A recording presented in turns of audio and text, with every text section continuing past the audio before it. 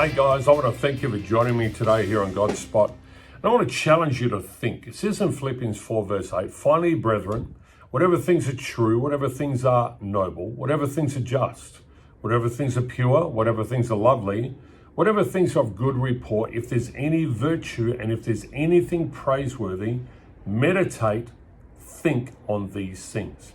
Paul is telling us in this portion of scripture that whatever occupies your mind and whatever you think more means more than anything else in your life, because your thought life will determine how much you earn, your thought life will determine where you live, and your thought life will determine who you become. It says in Proverbs 23 verse 7, as a man thinks, so is he. You see, your life today is a result of your thinking yesterday. And tomorrow is a result of thinking today. I have a friend, and you can tell what he thinks by what he talks about. This man has been involved in the community for many years. He's been involved as a business owner, an advisor. He's been involved in churches. And whenever he speaks, he's like a walking encyclopedia on leadership. Because here is a man who's given himself to leadership, reading books, articles, and training so that he can lead others. And so he speaks what he thinks is about leadership. But I have another friend who's a bipolar opposite. He doesn't talk about leadership. The thing he talks about is what he thinks about, and he's always talking about food. You see, whatever you think about, eventually you're going to speak about and reveal what you give your mind to. So maybe this morning you're looking for a change. You want to be different. Well, it all starts in the way that you think. So here's some things to consider. Number one, what type of environment do you live in? Each of us are a product of the environment that surrounds us. It is no accident that people who are found to be negative are often found in the same household.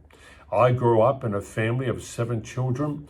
My father was a very sick man, although he did work for Holden Motors at Elizabeth. We never really had enough of everything. I lived in hand-me-downs. I remember sitting at the meal table and 7 of us sitting there.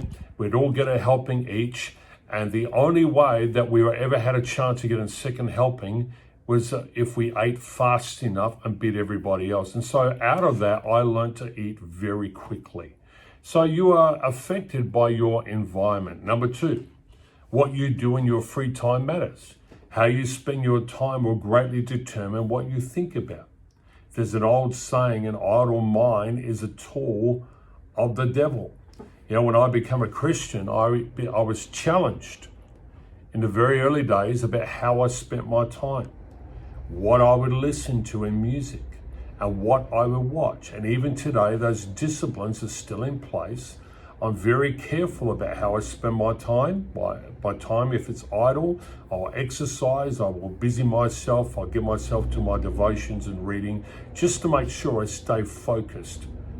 Number 3, who are your closest friends? The people you associate with determine also what you think about the most.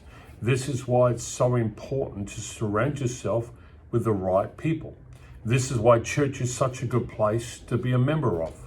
Because when you go to church, you're surrounded by imperfect people who are just like you or me. And those people will often be there to encourage you when you need it the most. And as you battle through life, they will help challenge you also in the way that you think. So to sum it all up, if you're looking for a change, you need to change the way you think. You need to change your environment. If it's not conducive to helping you to think right, you need to change the way you spend your free time, and you need to change your associates. Get with the right people. Hope this helps you today. If it does, hit the like button and share it with someone else. God bless you. Thank you for listening.